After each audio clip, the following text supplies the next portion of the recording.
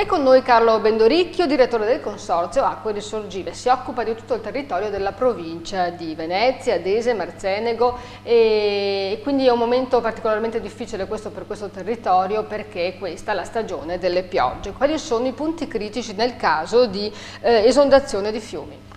I fiumi della provincia che gestiamo, nella parte della provincia che gestiamo, che hanno manifestato in passato tracimazioni, sono il Dese, lo Zero, il Marcenego, e in particolare nelle zone purtroppo del centro di Noale, in prossimità appena a valle del centro di Scorzè. E le cause principalmente sono, intanto la tanta acqua che arriva sempre più spesso, le precipitazioni sono molto intense e generano delle grandi piene lungo i fiumi.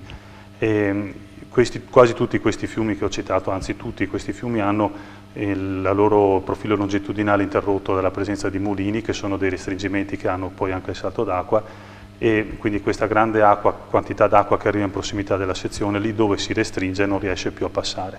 E quindi normalmente a monte di questi mulini ci possono formare delle tracimazioni degli argini. E quindi il punto critico è per esempio la zona di Martellago per quanto riguarda... La zona di Martellago e in prossimità di Via Canove, per esempio per il Dese, l'anno scorso ha portato a delle tracimazioni, e la zona di Noale sul Marcenego in centro, diciamo in prossimità delle rocche.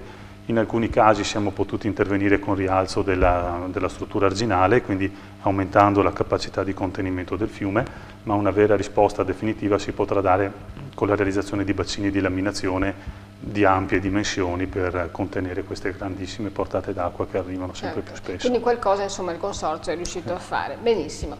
E rimanete con noi perché ci sono ancora altre 2 puntate in questo nostro viaggio alla scoperta di punti critici nella provincia di Venezia in caso di pioggia.